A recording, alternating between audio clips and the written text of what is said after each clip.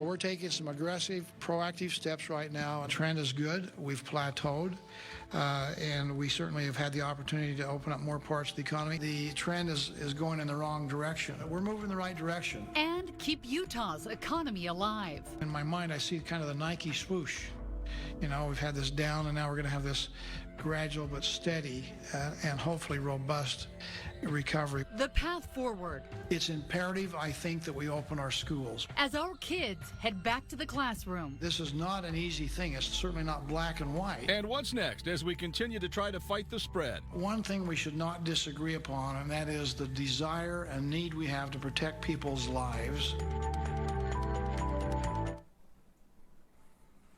I think they just covered. Thanks for joining us for this special edition of 2 News. We are live tonight from the governor's mansion here for an important conversation. You know, it's been a very challenging and a very whirlwind 5 months. The state's gone through a lot. You've gone through a lot trying to manage this crisis. Governor, thanks for sitting down with us for 30 minutes tonight. We appreciate the opportunity to talk to you about COVID-19 and the path forward from here.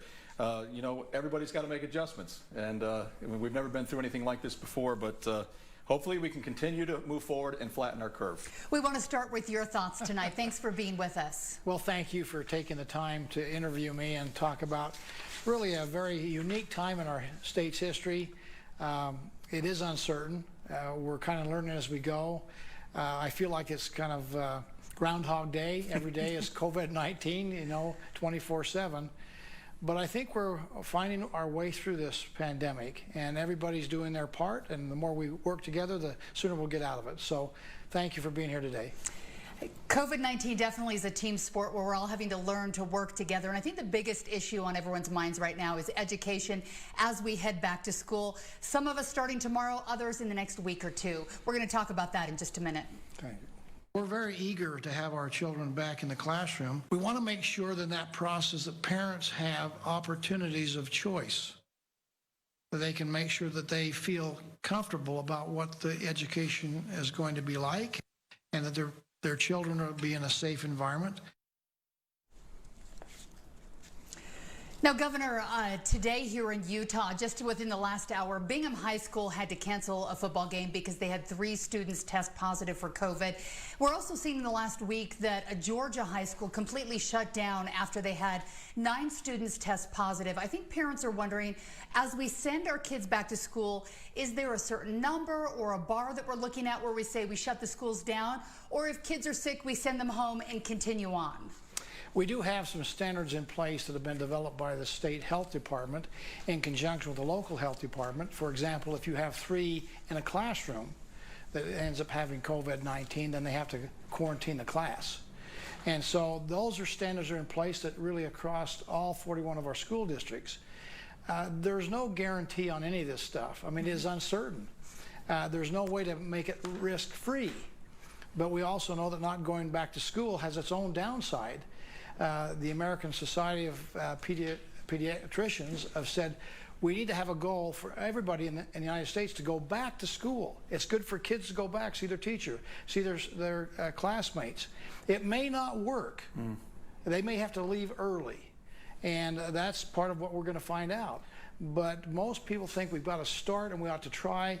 I think we've worked with our health department, our school districts developing plans, our state school board, the teachers associations, parents, and we've come up with a way to mitigate as much as we can the risk factor of going back to school. If you get an outbreak, who ultimately makes the decision on whether that school needs to be closed down or kids need to go to quarantine? Is it the district?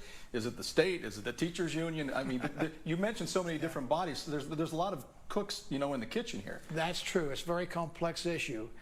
Ultimately, the decision will be made by the local health department saying we have a violation here of either the plan or the standards, that we are going to be compelled to say quarantine this class, disband the football team. Those kind of things will happen. Really, the ultimate decision is going to be the health department. And that's how it's designed to be. Again, I expect we're going to have some outbreaks, and we'll have to deal with that as it comes along. But if everybody kind of plays by the rules and does their best, we can minimize those outbreaks and really have a successful school year. By the way, we've tried to give parents significant choice. if they don't feel good about what's happening, they don't have to send their kids to school, they can do it online. Some are going to choose to do homeschooling, and the district will help them with resources to make sure that that happens. And for those who are lower income, nutritional help will be there available too. That being said, there might be a hybrid, a little bit of this, a little bit of that, but parents will have the ability to choose. We want to have teachers have that also. Again, both sides of the issue want to go to a safe environment in the schools, and we've created, I think, in a good faith effort, really a safe environment. Not perfect, but one that we can all feel good about, I think, starting. And as parents, I think we're used to being nurses to our kids and making sure they're healthy, but I think we're all going to have to step up and check and make sure they're not sick before we send them off for school, take their temperatures. Once they are at school, though, not every school in Utah has a nurse there. I think the national recommendation is one nurse for every 750 students. We have several thousand for each nurse here. As we go through the school year, is there going to be an effort by the state to maybe get more nurses in schools? Will parents be helping, or how will we mitigate that difference? Certainly teachers, which have always worn multiple hats, will be the first line of defense if they see something that they need to report and have somebody come in, a counselor, or bring in somebody from the health department, or have some discussion with a nurse. That would be what would happen. There's not going to be a one-size-fits-all approach here. We have 41 different school districts. There'll be probably 41 different plans and variations of those plans in our different schools. And so, again, I think what we've done is probably appropriate and balanced and commonsensible, but it's like playing a football game. We're talking about sports. You don't know how it's going to turn out until you actually get in the game. And we're getting in the game starting tomorrow. Yeah, it seems like your mindset is, we got to try this and see where it goes. We got to see where it takes us. But also, you got to balance the risk to the students as well. That's correct. Again, there's no such thing as zero risk. If people are waiting for that to happen, it's not going to happen. Right. All life has risk involved, and there's a downside, as I mentioned, to not having a school. Just saying stay home and lock your doors. That's not going to work either. So we've worked very diligently with the local school boards, the principals, the superintendents, the teachers, parents, and coming up with a plan. And each one is a little bit unique. And so we're going to try it. We're going to kick it off here tomorrow, and hopefully it's going to work well. And I think tomorrow is in the St. George area in Washington County. They have 95% of their students going back into the classroom. Do you have an idea on a state level how many students have chosen to learn online and how many will actually be back in the classroom? I think the majority by survey want to go back into the classroom. Again, that fits with some of our national studies have said that's the place to start. If we have to pull back, we have to pull back. We'll wait and see. But I think 75% probably plus are wanting to go back into the school environment. I know my grandkids want to go back. I talk to teachers, they want to go back. Parents want them to go back. There's some uncertainty and some concern. I understand that, but most want to open up. Are there deficiencies in the online learning? I think not everybody learns the same way, and so there may not be deficiency in the online learning, but not everybody learns that way. Some don't have the technology at the home to do it. And so we need to respect those differences. We need to help those that want to do online and maybe don't have the technology to help assist them in having the technology, whether that's access to broadband or computers, etc. Schools are set up to do that. So again, we found that with the online learning we did at the end of the school year when we kind of disbanded, that there was some loss of learning. So again, we need to accommodate everybody as best as we can with their own unique circumstances as chosen by the parents. And hopefully parents know their students best and make sure they make those right decisions. We do have a couple of questions that our viewers have sent in that they wanted to have us ask you. So the first one is coming from Douglas Smith. He asks, why were your decisions early on so bold and showed that you cared about life, but now it's been proven that you began and still choose to risk lives, especially those of our children and teachers, for the economy? He goes on to say, economies can be fixed, the dead will still be dead. His concern, it sounds like, is sending kids back to school right now. I understand the argument. Again, I would suggest to all those out there that there's a health problem if we don't have school. I mean, just staying inside and locking your doors and wringing your hands is not necessarily good mentally, maybe not good physically. Again, our pediatricians are telling us that's not a good alternative either. We've said from the very beginning, from the absolute day one, that it's not only about health care, It's also about not closing down the economy either. It's finding a balanced approach. Young people are a little more resilient. They're less likely to have the COVID and get the virus and get sick. Older people, our teachers, which are the most concerned. I'm not as concerned about the young people, although I am concerned. So we found a way to kind of have that appropriate balance. And by the way, on the two data points that really illustrate this, our mortality rate in Utah is 0.8, less than 1%, the lowest in the nation. So on caring about people's health, we're doing a pretty good job there. And our economy right now, unemployment rate is the second lowest in the nation at 5.1%. You know, full 6% lower than the national average. So the economy is doing pretty well too. So on balance, which is what I think most people want us to find, we're doing a pretty good job. We're going to talk a little bit about the economy in the next segment, but we do have one more question that somebody sent in. This is from Dawn Adams Wheeler. She's asking, why are children whose parents want to continue homeschooling being penalized in a way? Why are they only given a short list of classes that they can take online? Why are they being threatened with losing their earned AP credits? Well, I don't know about that issue. That's probably a question that she needs to talk to her superintendent and the local school board. They're the ones that make the rules on the local school board and what they're going to do in our 41 school districts. They're like the board of directors of a corporation. They make those decisions and make those plans. So if there's something that we're missing there in a school district, talk to superintendents, talk to the school board. We're more than happy to make sure how they're being treated is fair and equitable across the board. Okay, Governor. And we all know that everything's interconnected, education and the economy. We want to talk more about the economy. We'll do that right after this break. Get rid of all that noise with the Advantage program. Get worry-free hot water for no money down and one low monthly payment that covers everything, including all future repairs and parts. Now, isn't that music to your ears? Call Barlow Service Experts at 866-EXPERTS. How many cars have we purchased from Murdoch? I think it's over a dozen. Not that we have a dozen cars. I mean, we've purchased We come in, many. we come out, Yeah. If you were to come up to me on the street and say, where should I go buy a car? I would absolutely quickly say, you've got to buy from Murdoch. And I don't feel like I need to check with my husband even. We've made these deals so quickly and easily. We know we're getting the best deal. We know we're getting an incredible product. During our 94th anniversary sales event, receive the gift of 0% for 84 months on a new Equinox. You gotta come and see us at Murdoch.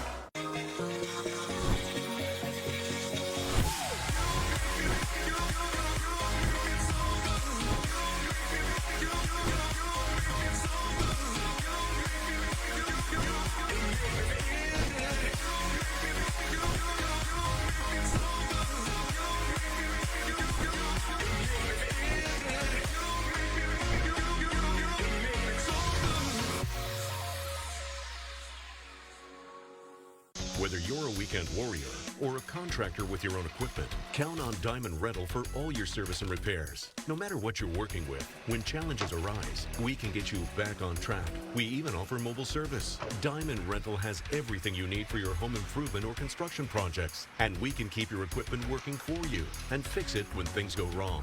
Need equipment maintenance, service, inspections, training, or rentals? No problem. Give us a call. 11 locations, minutes from anywhere on the Wasatch Front. We each have a part in slowing the spread of COVID-19. You can help by following these simple steps. Practice social distancing by staying at least 6 feet apart. Cough and sneeze into your elbow, not your hands. Clean and disinfect frequently touched surfaces. Wash your hands often with soap and water for at least 20 seconds. Also, wear a mask when you're out in public. For more tips on staying safe, visit coronavirus.utah.gov.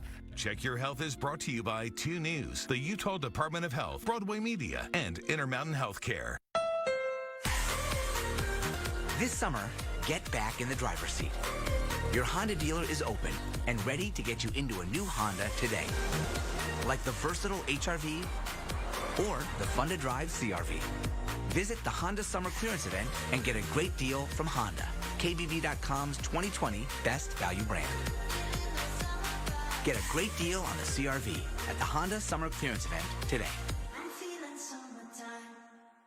Are you tired of being in pain? Stem cell recruitment therapy can reduce your pain and allow you to heal naturally and is covered by qualified Medicare plans. At East West Health, we repair damaged tissue to help your old joints feel young again. Call today for an appointment. East West Health. With Jiffy Lube, your skilled technicians are here to help keep you and your vehicle moving forward. Anywhere's possible with Jiffy Lube. the need at the same time to make sure that our economy stays functioning. It's a big, important aspect, and by polling, we have now a situation where people are more concerned about their livelihood than they are the health of the state as a whole.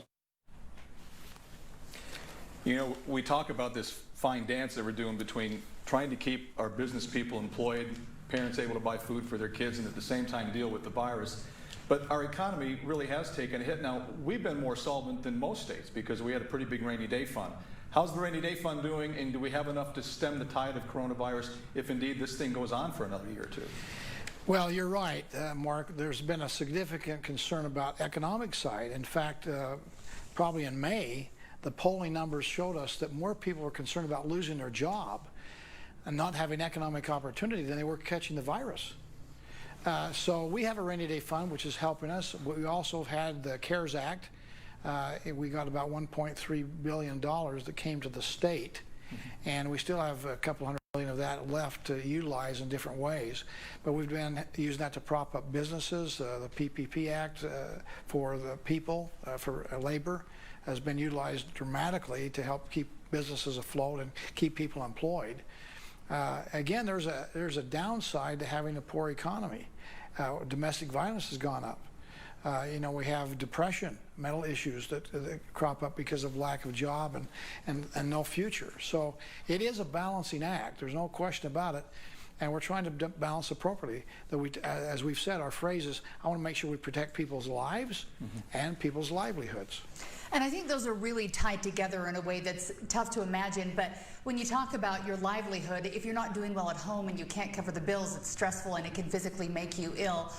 Are there things that you're talking about on a state level right now about maybe deferring tax payments for businesses or other creative ways to make sure that some of these small business owners can stay in business? A lot of them have poured their heart, soul, and their life savings into them, and they're wondering if this is going to be the end of them in the next couple of months. They're trying to do a number of things. We've postponed paying your taxes, for example, which has helped people not have to come up with, sometimes in business, you come up with that lump sum at the last minute. Well, you don't have to do that now, and so that's helped people. We've helped with the PPE fund to help pay for labor, and a lot of people have applied and got money from our local banks, and so there's been a lot of work to help keep them afloat. We've been not as restrictive. I think I mentioned in one of the segments that we've been not as restrictive in many states. In fact, we've been listed as the 4th least restrictive state in America. We've let the market continue to do what the market does, good, bad, or ugly. And so we've not had government come in and impose regulations and stifle. That means we've had easier time opening up.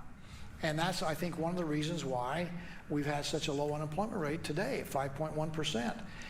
We also have got fundamentals in place. Most of the people that have got a job, have had a job, are furloughed now, which means they have an attachment to a job. So as this thing unfolds and opens up, they have a job to go back to and an employer ready to hire them back. So all those things are working together. Last but not least, we have been the most diverse economy in America. You know, you don't have all your economic eggs in one basket, so it's easier for us because of what we've done in the advance of this happening. We now see the benefits of going through a pandemic and being able to come out of it because of our diversification of the economy. And that diversity certainly helps. We have another question. This is coming from a 2 News viewer on Instagram. They're looking at one specific part of the economy. Ethan Miller writes, when will the governor take action to support suffering service industry and small local manufacturers? He's talking about distilleries and breweries. He says these folks in these industries are suffering extensively right now. The tourism and travel, hospitality industry has been the hardest hit. Restaurants still aren't back to, even though they're opening up partially, and with social distancing in place, you can go and have a meal indoors. The bars, again, we have many states that bars are just closed. Again, that seems to be a hot spot of a gathering. People don't follow the physical distancing. It's just kind of not the bar scene to do that. We haven't had as big a problem in Utah as many other states, but those are some of the hot spots. Tattoo parlors and other things, that massage parlors, again, hard to get them back up to operation. But little by little, it's going to happen. Again, we would recommend to retailers, whatever the services you're providing, the goods and services, you need to make sure that your environment is safe, not only for your employees, but for customers, for those that want to come and shop. People won't go if they feel like they're in harm's way there. So do what you need to do to make your establishment a safe environment for people to say, you know what, I'm going to go shop there. Look what's happening in our grocery stores. Look what's happening to Costco. Some of our private retailers are going beyond and above to make sure that they have a safe environment and the customers are coming back. I think we had one question that came in via Facebook. We do. While we're doing this show live, we're getting questions from our viewers who are listening to what you have to say. This one's coming from Russell Litgill.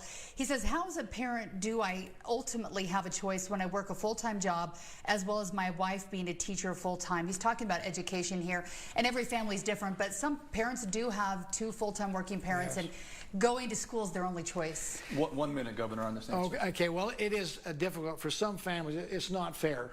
You know, some have a nanny, you know, and they don't have to work, and maybe they can take care of their kids at home a lot easier than somebody who's a single parent family or both parents are working, and school is a place to put their kids in a safe environment. There's no easy answer to that. Well, our workforce services has programs and plans and help. Some of our faith-based organizations can come in and help. So I investigate those opportunities too. Work with the schools. They might have some programs. They certainly have nutrition. They have after-school and before-school programs that are available for students to help mitigate. We may not be able to fix every problem, but we'll certainly make an effort to see if we can fix some of the problems. All right, when we come back, we're going to talk a little bit about your tenure as governor and the 5.5 months you have left before you're not the governor anymore. Okay. We'll be right back. Safety and education. Turn to 2 News this morning for complete back-to-school coverage.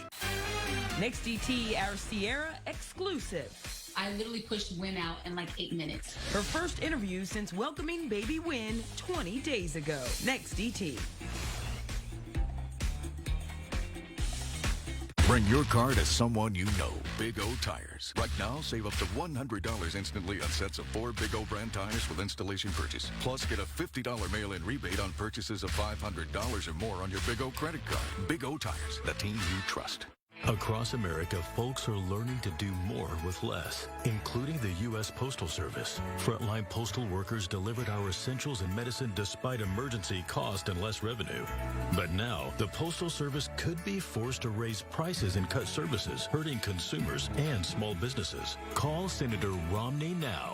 Urge him to co-sponsor the Postal Service Emergency Assistance Act. The conservative approach. Reliable. Delivering. Every door, every day.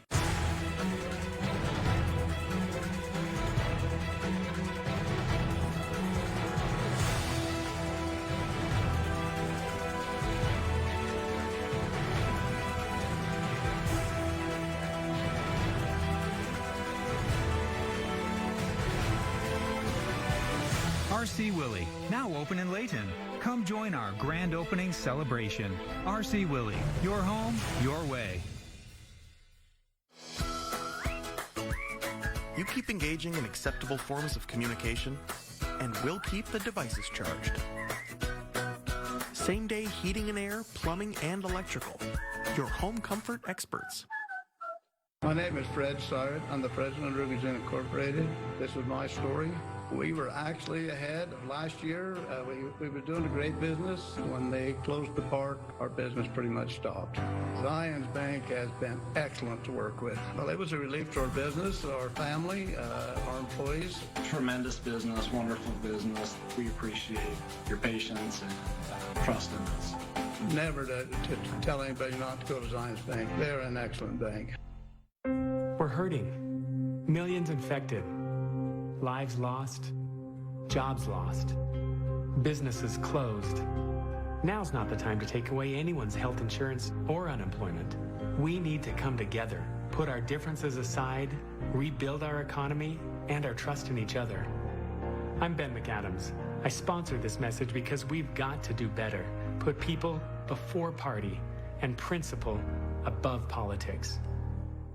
All the name brand tires you trust and our expert services on alignment, shocks, struts, batteries, brakes, and more will keep your vehicle running as smooth as those new tires. And take advantage of our good to no credit needed financing only at your local Big O Tires, the team you trust. Going back to school this year is more complicated than ever before. When you're making tough decisions about your family's education, 2 News This Morning is here for you. From the safety of our children and teachers on campus to the students and parents navigating online education, 2 News goes in depth every morning. As school plans change, help your student adapt by having the most up-to-date information. Health, safety, and education. Tune in to 2 News This Morning as we guide you through the path forward back to school. Hey, welcome back. We have about 2 minutes left to talk to the governor here. Thanks again for having us over to the governor's mansion. Thank you. Let's talk a little bit about your past and your future. Your tenure as governor winds down in about 5.5 months. This has to probably be the most challenging thing you've faced in your 11 years of service here. It absolutely is. It's ongoing. It's all absorbing. It's all consuming. We've had a pretty good run, as governor. And 2020 might be a year that's unforgettable, but we'd like to forget it. But the previous, 10 and a half, 11 years has been extraordinarily successful. We've become the best performing economy in America, a record unemployment rate at 2.3%. We've improved on our environmental issues. We've reduced pollution by 1/3. Infrastructure, roads and structure that we need to do, water development for future opportunities. Education's gone from the middle of the pack to top 10. I mean, issue after issue after issue, we've made significant positive strides. So I'm very pleased with what we've been able to do. But I'll just tell you, it's not because of the remarkable government we have. It really is because of the remarkable people that we have. We have wonderful people in Utah that really understand how to work together and get things done. And we've had a great run these last 11 years. And I thank the people for their good work. Got about a minute left, Governor. Absolutely. We were just talking the commercial break that you're on call 24/7, and I'm sure the weight of this job is a lot. We all think about our own families or our work families, but you're thinking about the entire state. You can't make everyone happy, especially during a pandemic. Does this weigh on you, and how do you make these decisions? Well, I have good advisors. I've got good staff. I'm smart enough to know that I don't know everything, and I need to find experts in different areas. Our agency heads, our cabinet members, our senior staff has been par excellence. They've been just wonderful people with a lot of experience.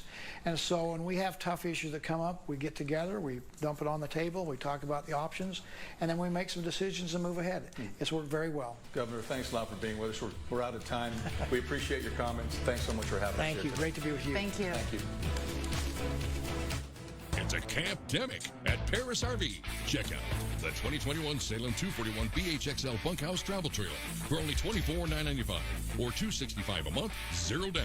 Or the 2021 Striker 2613 Toy Haul for only $39,995 or $399 a month, 0 down. Or the 2021 Conquest 6237 Class C Motorhome for only $58,995 or $499 a month, 0 down. Come to Paris RV for Utah's lowest prices and over 300 RVs in stock. Hi, Dan, the laptop man here from PC Laptops. I'm super pumped to introduce to you the brand new PC Laptops AI3. Now, normally you would need a humongous tower like this to have all kinds of power. We've miniaturized it into an all-in-one unit. Monitor, computer, everything built into one unit. You go home and hit the on switch, everything just works. Plus, it comes with a lifetime service guarantee, and it starts at only $30 a month. Come get one at PC Laptops because we love you.